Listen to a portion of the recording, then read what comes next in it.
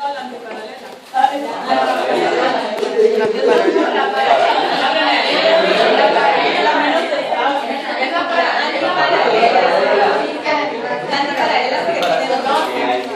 Depende, sí, depende de cómo lo estén viendo. La antiparalela puede ser más estable porque tiene más fuerza en el puente de hidrógeno, porque está lineal, ¿sí? La paralela es más estable en cuanto a disposición de grupos, porque vimos de que estaba mejor agarrada. ¿Se acuerdan de eso? Estaba agarrada en 2 puntos distintos. Cuando Horton nos dice en el libro que la antiparalela es más estable, se está refiriendo a estabilidad de fuerza, ¿sí? Y les dice, vean, el puente de hidrógeno está lineal, ¿sí? Yo me acuerdo que les expliqué esta clase, no sé si sí, les enseñé la diferencia, les enseñé el puente de hidrógeno fuerte y todavía les dije, ¿se recuerdan? En el examen diagnóstico les pregunté cuál era la fuerza de un puente de enlace, de un puente de hidrógeno recto, que es más fuerte, si es más fuerte, ¿sí? Mientras más recto esté, tiene más fuerza, ¿sí? Entonces depende a cómo vaya orientada la pregunta. ¿Cuál tiene mejor agarre y mayor estabilidad en distribución de grupos? La paralela. ¿Cuál tiene mayor fuerza de estabilidad? La antiparalela. ¿Sí se entiende? ¿Sí? Entonces, vamos a empezar ahorita con el siguiente capítulo, que creo que es el capítulo 8 de Horton. No estoy segura, ¿sí? Es el capítulo que se llama lúcidos o que se llama carbohidratos, ¿sí? Quiere decir que ahorita nos saltamos enzimas, nos saltamos vitaminas por un ratito y lo vamos a retomar más adelante, ¿sí? Entonces, empezamos a ver carbohidratos y esto es parte del contenido ya del segundo parcial. Entonces, los carbohidratos son las biomoléculas más abundantes en la Tierra. Entonces esto puede ser como un poco ilógico hasta cierto punto si ya vimos que las proteínas son las encargadas de generar toda la función dentro de una célula. ¿Por qué el carbohidrato va a estar de forma más abundante? Pues bueno, porque para poder sintetizar la proteína y para que la proteína pueda funcionar, ¿qué necesita? Energía, ¿sí? Entonces tiene sentido pensar que el carbohidrato tiene que estar en proporción más abundante. Es fuente de energía por oxidación. Si se va a oxidar, quiere decir que está reducido, ¿sí? Si está reducido, quiere decir que tiene electrones. Conforme se vaya oxidando, va a ir perdiendo electrones. Esos electrones van entrando a la cadena de transporte de electrones y se va sintetizando energía química en forma de ATP, ¿sí?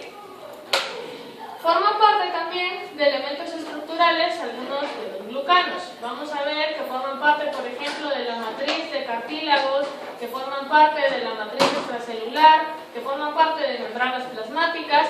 Quiere decir que a pesar de que nosotros pensamos carbohidratos sinónimo de energía, es cierto, pero tiene muchas otras funciones más, ¿sí? Y aparte como señalizadores, que es donde entra lo de los glucoconjugados, lo de la glucobiología que yo les mencioné cuando estábamos viendo el antígeno. ¿Se recuerdan que les dije? En el anticuerpo, perdón, que les dije en esta fracción constante es donde se depositan los carbohidratos que tienen la capacidad de emitir señales y de mandar señales para que pueda ser reconocido, ¿sí? Quiere decir que vamos a ver funciones de señalización, funciones de estructura y la más popular que sería la función de energía, ¿sí? Bueno, pueden ser polihidroxialdehídos o pueden ser cetonas. Esto dependiendo de cómo esté la estructura. Eso nos permite clasificarlos en 2 tipos, en aldosas y en cetosas, ¿sí? Según su tamaño, pueden ser monosacáridos, oligosacáridos o polisacáridos. O sea, uno, pocos y muchos, ¿sí? Y aparte, vamos a empezar a verlos entonces por tamaño, cómo los podemos ir clasificando, ¿sí? Porque dependiendo de cuántos carbonos tenga, el monosacárido va a tener también una clasificación. Entonces, la clasificación acá, todas son independientes una de la otra. Una hace referencia al tamaño, otra al número de carbonos y otra a la estructura. Por estructura dijimos aldosas, cetosas, por tamaño, monosacáridos, disacáridos, polisacáridos, oligosacáridos o por, ¿qué me falta? Por número de carbonos, vamos a ver que tienen otra clasificación. Entonces, la clase está dividida en monosacáridos, en disacáridos y en polisacáridos, ¿sí? Disacáridos como ejemplo de oligosacáridos, ¿sí? Los monosacáridos son sólidos, incoloros o en algunos casos blancos. Son cristalinos, son solubles en agua e insolubles en disolventes no polares, tienen un sabor dulce y se les agrega el sufijo osa, glucosa, manosa, ¿qué otra? No me acuerdo ahorita. Fructosa es disacárido. Fructosa sí es monosacárido, perdón. Galactosa, sí. Terminan en osa, todos. Sabor dulce tiene un asterisco porque los azúcares más simples, que son los de 3 carbonos, no tienen un sabor dulce, ¿sí? Entonces, los demás sí. Las clasificamos según el número de carbonos en triosas, tetrosas, pentosas, sexosas, septosas.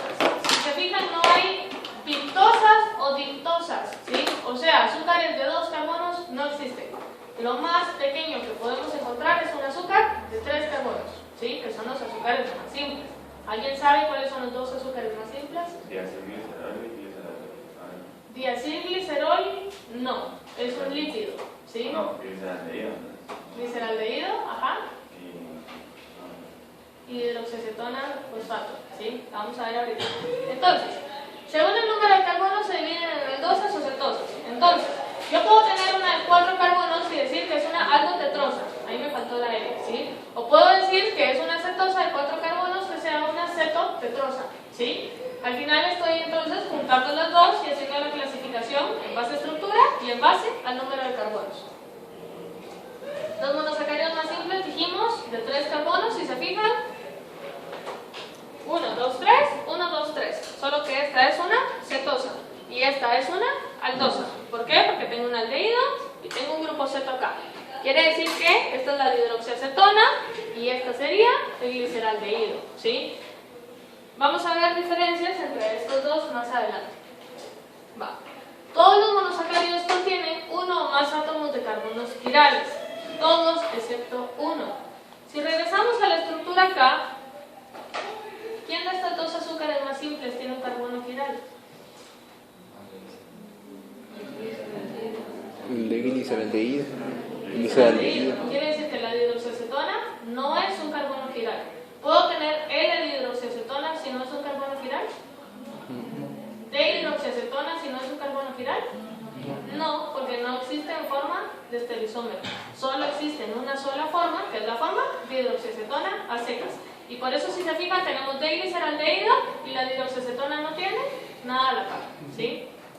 Bueno, los estereoisómeros, ya lo mencionamos en algún momento, se calculan 2 elevado a la n, donde n es el número de centros quirales que nosotros lleguemos a tener.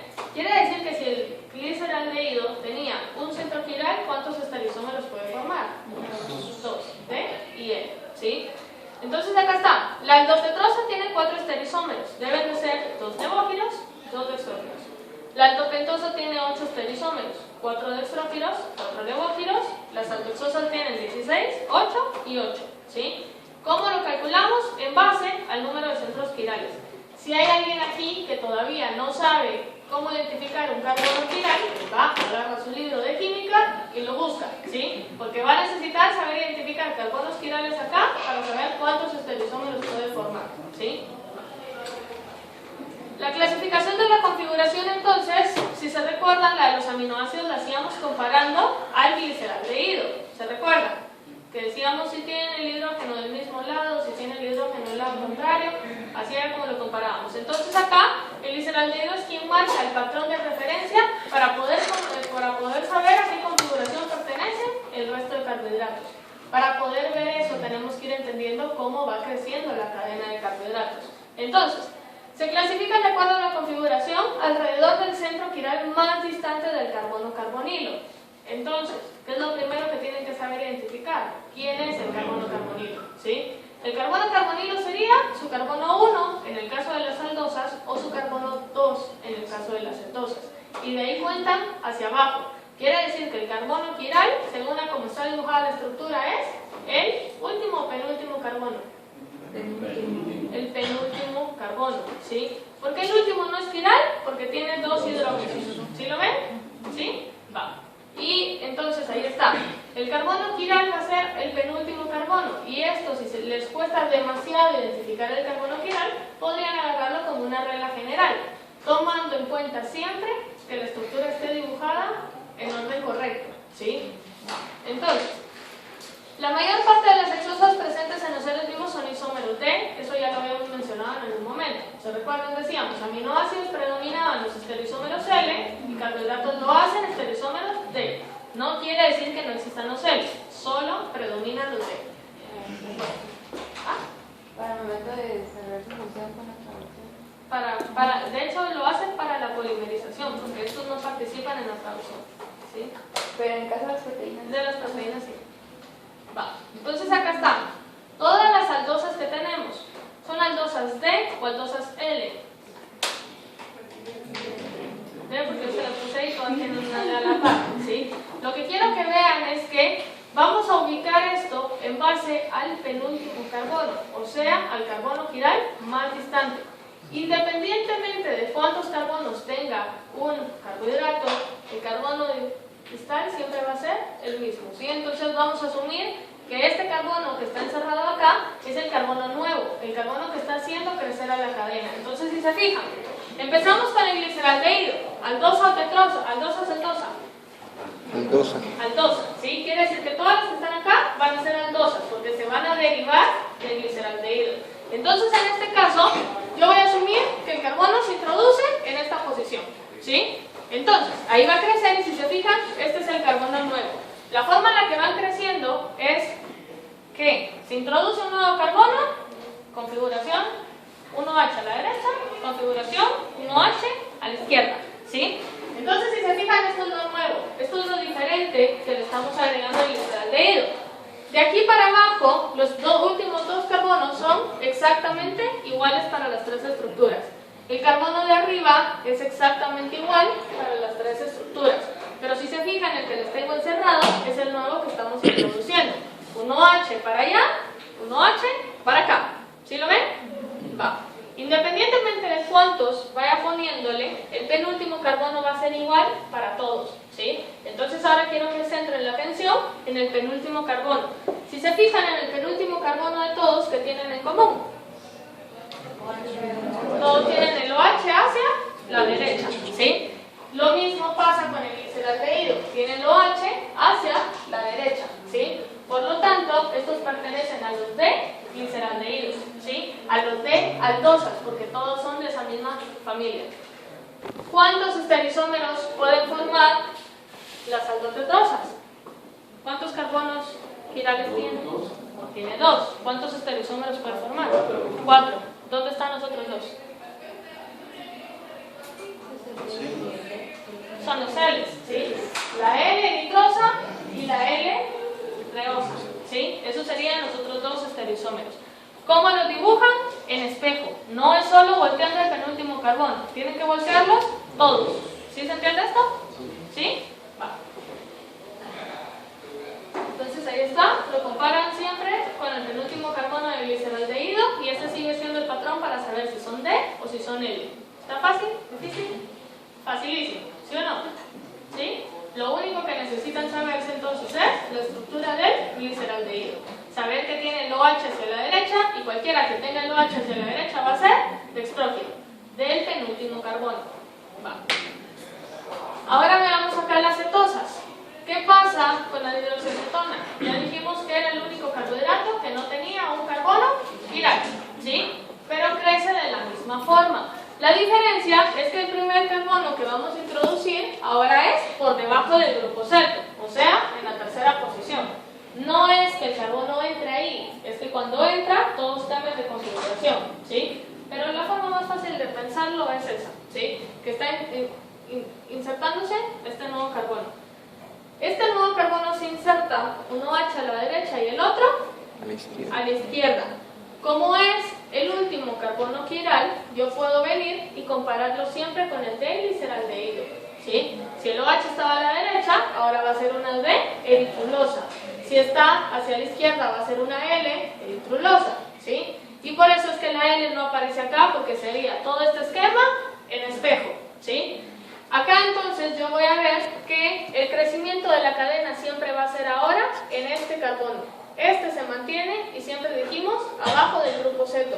O sea, el carbono nuevo que estoy introduciendo es este de acá, un OH hacia la derecha, un OH hacia la izquierda. ¿Sí lo ven? Veamos la de abajo. La de abajo es este que se está introduciendo. Si se fijan, de aquí para abajo es exactamente igual, ¿sí? La diferencia es este. Uno a la derecha, uno a la izquierda. Y de este igual, uno a la izquierda y uno a la derecha. ¿Sí lo ven? Va. Una forma fácil para diferenciar a una aldosa de una cetosa es a través del lenguaje, escuchando, ¿sí? No es lo mismo decir eritrosa que decir eritrulosa. ¿Cuál es la diferencia? El yul, ¿sí? Entonces decimos, se denominan las cetosas insertando el infijo ul. Las cetoexosas se denominan por su nombre común.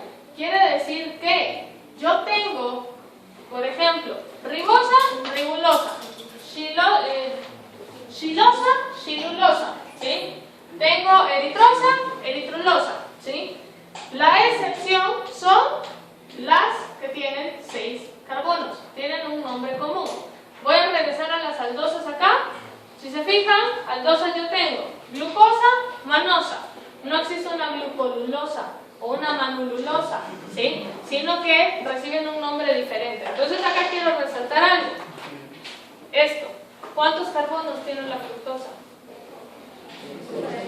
Quiere decir que es una cetoexosa, ¿sí o no? Tiene 6. 6 carbonos. Y lo repito así porque la mayoría cree que porque forma un círculo de esta forma tiene 5 carbonos, pero no es así, ¿sí? Es una exosa, ¿sí? Pero es una cetosa y por eso el carbono se cierra antes.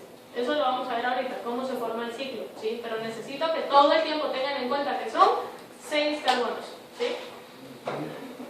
Bueno, cuando dos azúcares difieren en tan solo la configuración alrededor de un átomo de carbono se denominan epímeros. Un epímero no es lo mismo que un estereoisómero o que un enantiómero porque no son imágenes especulares.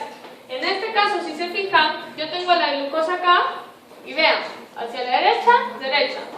No tiene, este es el diferente, igual, igual. Quiere decir que todo es exactamente igual, menos un carbono, ¿sí? Entonces yo aquí puedo decir, la galactosa es epímero de la glucosa en el carbono 4. O sea, tienen la misma estructura, solo un OH está orientado hacia una posición distinta. ¿Se entiende esto? ¿Sí? Ahora vean acá la manosa. Si agarran la glucosa de aquí para abajo, vean, H y 3 OHs, H y 3 OHs. La diferencia es el carbono de acá, ¿sí? Quiere decir que la manosa es epímero de la glucosa en el carbono número 2. Ahora pregunto, ¿la manosa es epímero de la galactosa, sí o no? ¿Por qué no? Porque difiere en 2 carbonos. ¿En qué carbonos difiere? En el 2 y en el 4. Como son 2 diferentes, ya no pueden ser epímeros, ¿sí? Quiere decir que si regresamos a la clasificación anterior, podríamos decir este y este son epímeros, porque es el carbono que se está introduciendo. Este y este van a ser epímeros y así sucesivamente, porque solo están cambiando en la configuración de uno solo, ¿sí? Va. En solución acuosa, y si se lo fijan, se los puse ahí hasta en otro color, porque la célula es una solución acuosa. Quiere decir que en la célula nosotros vamos a encontrar no estructuras de Fischer, sino las estructuras que se forman en solución acuosa. Las aldotetrosas y las cetopentosas, que tienen más de 5 carbonos, suelen encontrarse en forma de estructuras cíclicas, que son conocidas como estructuras de Haworth, ¿sí? Esto creo que también lo ven en química, ¿sí? ¿No? En orgánica. Sí. ¿No lo ven nunca? No. Sí. Bueno, esto es orgánica, ¿sí? No es biología. Pero qué bueno que lo vean en su superbiología. Entonces acá está. La glucosa, al momento de ciclarse, tiene que tener más de 6 carbonos o más de 5 carbonos, ¿sí? Más de 5 carbonos me permite a mí generar un ciclo. Voy a tener 2 ciclos diferentes. La forma acá, vamos a ver que es plegarlo, y si se fijan, lo que estaba a la derecha ahora va hacia abajo. Lo que estaba a la izquierda ahora va hacia arriba. ¿Sí lo ven? ¿Sí? Por eso les digo, la forma más fácil de poder dibujarlo, porque de repente en algún examen les viene una estructura así, les dije dibujen la estructura de Haworth de esta estructura de Fischer. La forma más fácil de hacerlo es agarrar la estructura de Fischer y acostarla hacia la derecha, ¿sí? La acostáramos hacia la derecha, entonces todo lo que está a la derecha ahora va para abajo, ¿sí? Aquí hay algo bien importante. Si se fijan, se está ciclando el último alcohol con el carbono carbonilo, ¿sí? El último alcohol primario es este de acá. Quiere decir que en este caso yo necesito que este carbono se cierre con este. Si estoy cerrando el ciclo, el último carbono me queda fuera del ciclo, ¿sí? Y luego obtengo yo la estructura acá. Esto me va a introducir a mí un nuevo carbono chiral, ¿sí? Vamos a hablar de esto ahorita más adelante. Me interesa que empiecen a reconocer al carbono carbonilo como un carbono bastante reactivo, un carbono que tiene una alta prioridad, y por eso a partir de ahí ustedes empezaban a marcar la prioridad para saber si era R o S, por ejemplo. Pero ese tipo de configuraciones ya discutimos por qué no se utilizaba en bioquímica, ¿sí? Entonces en este caso, bueno, ya lo ciclamos y pueden formarse, la reacción básicamente es esta. Se forman algunos hemicetales o hemiacetales, o se pueden formar acetales o ¿qué sería el otro?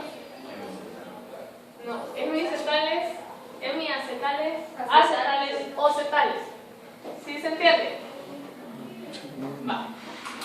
Acetales cuando son aldosas, cetales cuando son cetosas. Ahora hemi, los dos, hemiacetales o hemicetales, ¿sí? Con la A y sin la A. ¿Sí se escucha? Sí, sí. Va. Este es el resultado de una reacción general entre los alcoholes y los aldehídos o las cetonas para formar derivados de hemiacetales o hemicetales o cetales o acetales, ¿sí? Entonces acá está la reacción. Esto es una reacción normal. Si se fijan, no es un carbohidrato, es un aldehído cualquiera con un alcohol cualquiera, ¿sí? Al final, ¿qué pasa? El alcohol viene a ocupar una posición acá. Se pierde esto y se formó un nuevo alcohol. ¿Sí lo ven? Como se formó un nuevo alcohol, esto puede reaccionar con un segundo alcohol. Y al final, ¿qué tengo? Dos cadenas RK. O sea, si todos los alcoholes están ocupados por una cadena R, es un acetal completo o un cetal completo, ¿sí? En este caso es acetal porque era un aldehído. Y acá, si tengo solo una cadena R, pero sigo teniendo un OH disponible, es un hemicetal o hemiacetal, dependiendo de qué haya sido. Si fue un aldehído o si fue una acetona. Acá tenemos el ejemplo con la acetona, lo mismo. Un alcohol que está introduciendo una nueva cadena R. El carbonilo pasa a ser un nuevo alcohol. Esto sería un hemi entonces, pero como era una acetona, es un hemicetal, ¿sí? Luego entonces este alcohol puede volver a reaccionar con otra cadena R y ocupar la cadena carbonada en la posición que antes era el carbono carbonilo, ¿sí? Y ahora este es un cetal. Entonces aquí está acetal, cetal, hemiacetal o hemicetal. ¿Sí se entiende?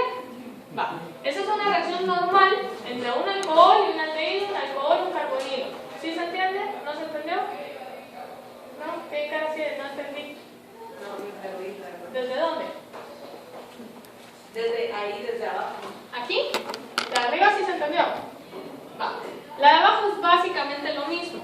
Yo tengo un carbono, un carbonilo que va a ser muy reactivo. Por eso decíamos, ahorita empezamos a localizar los carbonilos como sinónimo de aquí no se están quietos y esto reacciona, ¿sí? Entonces, ¿qué pasa? Si yo tengo este carbonilo, va a reaccionar igual que este. Este va a tener la capacidad de reaccionar con un alcohol, ¿sí? Al momento que reacciona con un alcohol, este alcohol se introduce. Y es lo que yo estoy viendo acá. Se va a introducir, este tiene un doble enlace. Al momento en que yo lo meto, estoy quitando un doble enlace. Ahora lo estoy haciendo enlaces individuales. Un individual se queda con este oxígeno, que es el que forma un nuevo alcohol. Y el nuevo es donde yo estoy metiendo el alcohol de la cadena. Lo puedo ver por colores. Si se fijan, este es un OHR, la H se fue para acá y el OR para acá. Y este oxígeno que sigue en negro es este oxígeno que está acá, ¿sí? Y esto me deja o me forma un nuevo alcohol, ¿sí? Que antes era un ceto, pero ahora es un alcohol. Es hemi, ¿por qué? Porque solo está un oxígeno lleno. El otro oxígeno sigue en forma de alcohol y eso lo convierte en hemi. Hemi cualquiera de los dos. Luego este alcohol tiene la capacidad de reaccionar con un segundo alcohol. Este otro alcohol lo que va a hacer es venir y ocupar la cadena R, que antes era un hidrógeno, ahora es una cadena R, ¿sí?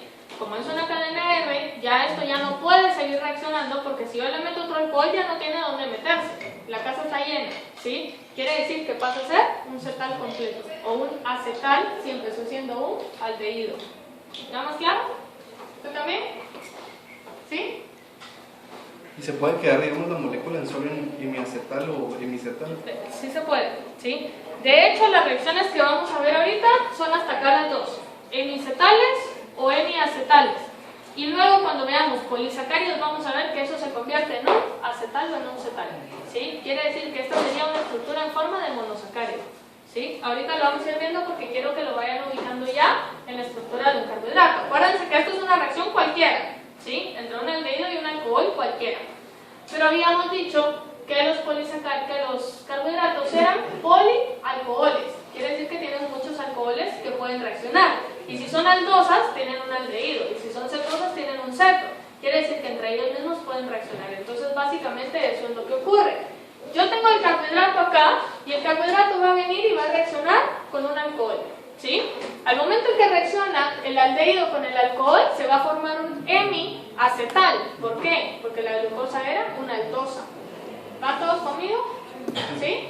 Va. Entonces, ¿qué pasa? Se cicla el carbono 5 con el carbono 1 y luego me queda orientado hacia acá, ¿sí? Y entonces, si se fijan, está apareciendo un nuevo carbono acá, ¿sí? Me queda en forma hemi porque yo estoy viendo el alcohol aquí. ¿Sí lo ven? Va. Entonces, acá nosotros decimos, en el carbono 1 aldehídico, que es el que tiene el grupo ceto, dijimos que a partir de ahí empezamos a contar, ¿sí? Se convierte en asimétrico y da lugar a estereoisómeros alfa y beta. ¿Por qué se convierte en asimétrico? Porque si ustedes tienen un doble enlace con el oxígeno, al momento de deshacerlo, no saben en qué configuración queda, ¿sí? Puede quedar orientado acá o puede quedar orientado acá. Entonces, ¿qué es lo que pasa?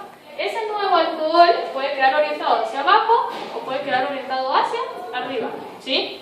Este estereoisómero sigue siendo D o sigue siendo L. La diferencia es que ahora yo estoy introduciendo un nuevo carbono quiral que se denomina carbono anomérico, ¿sí? El carbono anomérico entonces es el que en algún momento fue el carbono carbonilo, ¿sí? Y este carbono carbonilo que ahora tiene el alcohol puede tener un estereoisómero, en este caso beta, o un estereoisómero alfa.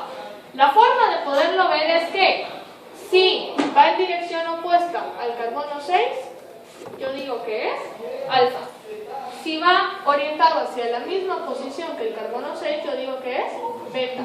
Quiere decir que si este carbono 6 me queda hacia abajo y este va hacia abajo, seguiría siendo beta. Si solo volteo el carbono 6, se convierte en un estereoisómero alfa, ¿sí?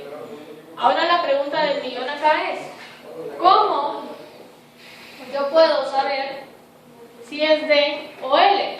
Obviamente sin ver el nombre que está escrito. Este es D, pero quiero que me digan por qué. ¿Qué hacíamos en la estructura de Fischer para saber si era D o L? Buscar el último carbono, ¿sí o no? El último carbono quiral.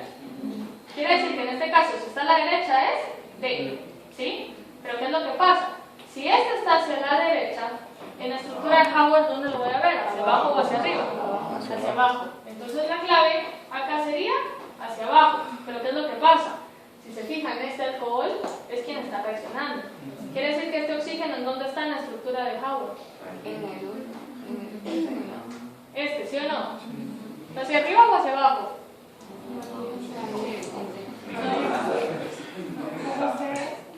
No tiene que ver con el último carbono. ¿Cómo? Porque si queda como que, digamos que es de CH2O, como que si queda arriba o si queda abajo, va a ser el elevador. Eso es lo que utilizan para verlo. ¿Qué es lo que pasa? ¿Cuáles son los grupos funcionales de este carbono quiral? ¿El OH? Carbonil. ¿Quién dijo aldehído? ¿Dónde está el aldehído? El grupo funcional es de aquí hasta arriba, ¿sí? O sea, esa cadena R. De aquí para arriba es un grupo funcional. Sepa Dios cómo se llamará esto, ¿sí? En química. Pero entonces, la cadena R es un grupo funcional, el OH es un grupo funcional, la H es un grupo funcional y esto es un grupo funcional. ¿Sí se entiende? Va. Entonces, si yo sé que esto va orientado hacia la derecha, en la estructura de Fischer esto va orientado hacia abajo, ¿sí? Al momento de voltearlo, cuando yo lo volteo y esto me queda hacia acá, si era dextrógiro, esto queda orientado hacia arriba, ¿sí? Y si era levógiro, esto queda orientado hacia abajo. y la H queda hacia arriba. Quiere decir que la clave o el truco acá es ver el carbono número 6. Miro el carbono número 6 y dependiendo hacia dónde esté orientado yo puedo saber en una estructura de Howard si es dextrógeno o si es levógeno. ¿Por qué el carbono 6? Porque el carbono 6 es uno de los grupos funcionales del último carbono quiral. ¿Sí se entiende? Sí. Entonces estamos viendo el carbono 6 no como el carbono 6, sino como un grupo funcional de ese último carbono quiral. O sea que si queda hacia arriba es dextrógeno. Si queda hacia arriba es dextrógeno y si queda hacia abajo es levógeno. Entonces, no se aprendan alfa arriba abajo, beta arriba arriba. ¿Por qué? Apréndanselo beta igual, porque si yo les pongo un carbohidrato levógeno, igual va a ser hacia abajo. ¿Sí se entiende? ¿Claro? ¿Sí? Vamos. A veces hace falta un poco de imaginación para poder entender muchas cosas de bioquímica, ¿sí? Te lo digo para que te exciten la imaginación. Entonces, en este caso, me interesa que enfoquemos la atención en este carbono 1. ¿Quién dijimos que era este carbono 1? El que en algún momento fue el carbono carbonilo, ¿sí? Está en forma hemiacetal o hemicetal. Hemiacetal, ¿cómo lo sé? Porque tengo un OH disponible para reaccionar todavía.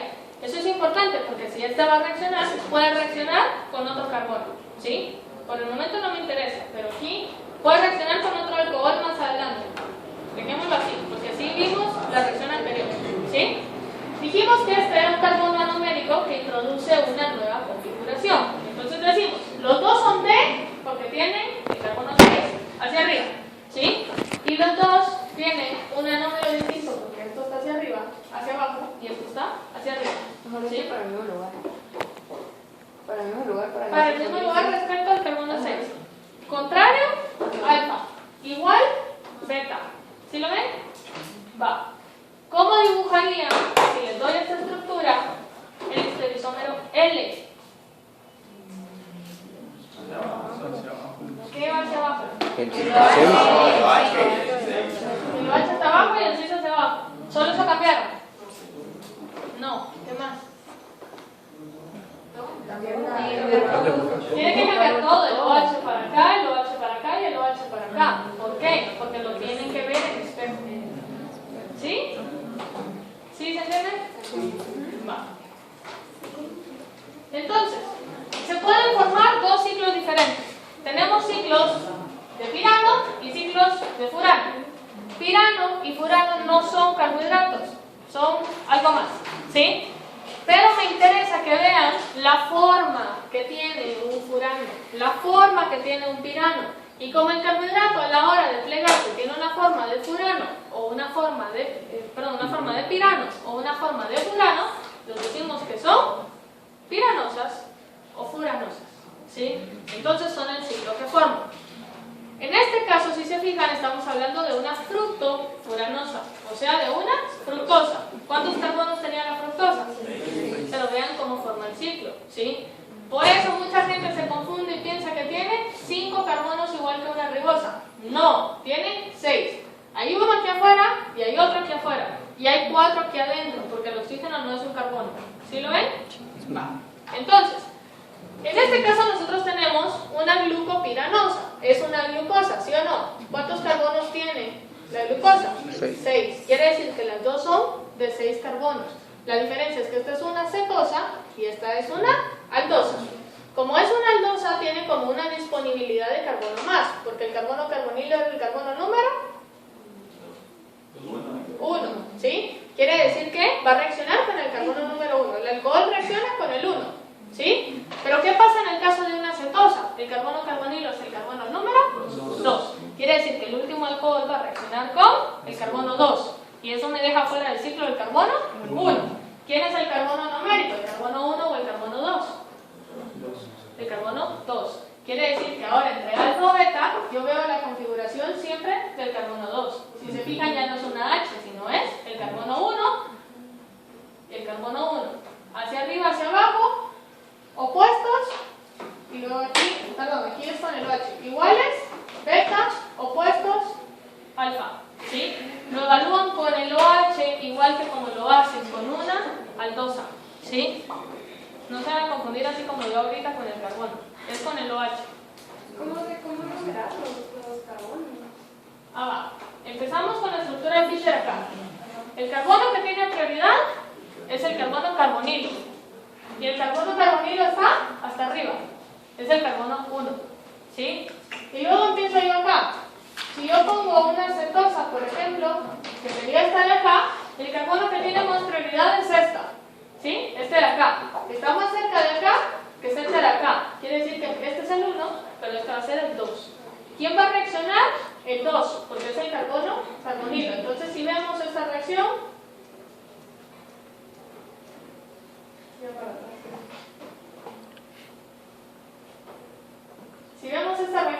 el carbono carbonilo reacciona con el alcohol. Entonces, en una cetosa, el carbono carbonilo es el 2. Entonces, el ciclo se está cerrando hacia el 2. Queda afuera el 1. ¿Sí? Y el último siempre me va a quedar afuera porque no es el alcohol primario que vaya a reaccionar. ¿Sí se entiende? Entonces, ahí pueden comparar los ciclos y si se fijan, el último carbono, independientemente de quién sea la estructura, queda afuera. La diferencia es que en una cetosa me queda fuera el 1 y en una aldosa no. ¿Sí? Para saber si es alfa o beta, OH y la dirección del estereoisómero.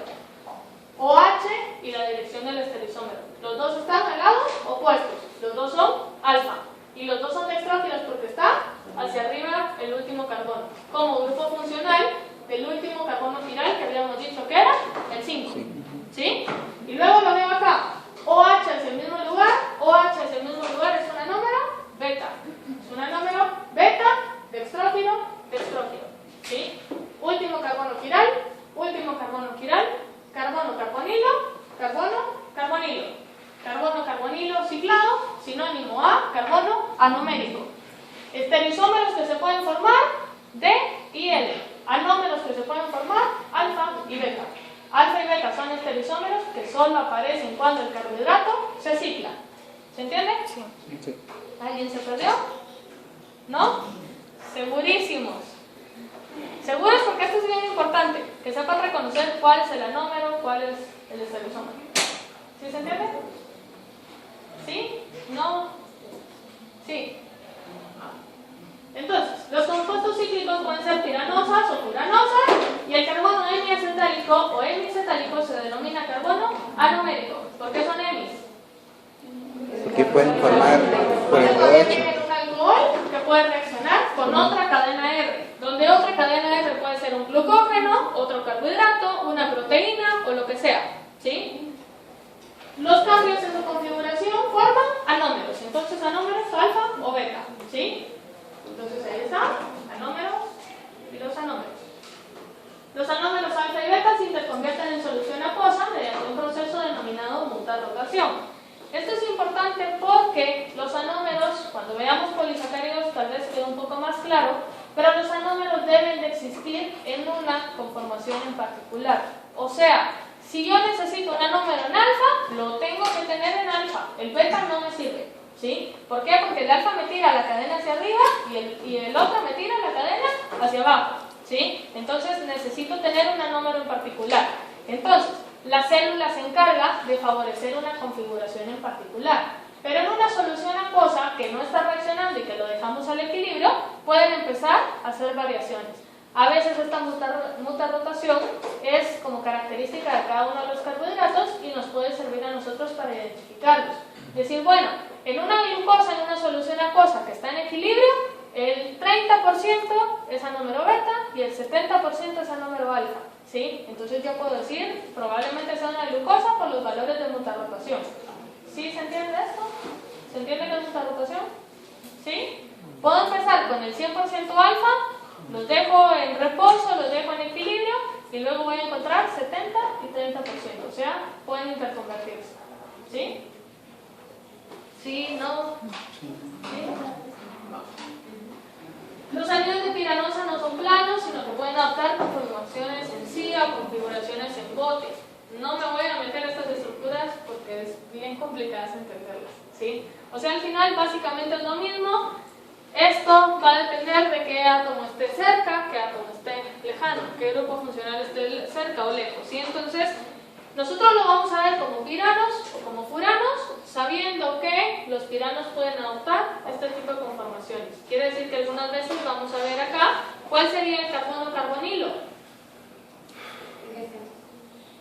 ¿Derecha o izquierda? Este, ¿sí o no? ¿Qué número sería? ¿Alfa o beta? Beta, alfa, porque está Extrógeno o levógeno. Extrógeno, que está hacia arriba. ¿Sí lo ven? Va, entonces básicamente es lo mismo, solo que el dibujito cambia y eso nos complica más las cosas, entonces nos quedamos con furanos y piranos, ¿sí? Pero que sepan que existen estas dos configuraciones también. Algo bien importante es que cuando apuestan la estructura de Fischer debe de ser hacia la izquierda, perdón, hacia la derecha, porque de este lado siempre se dibuja el carbono más oxidado, y el carbono más oxidado siempre es el carbono carbonilo, ¿sí?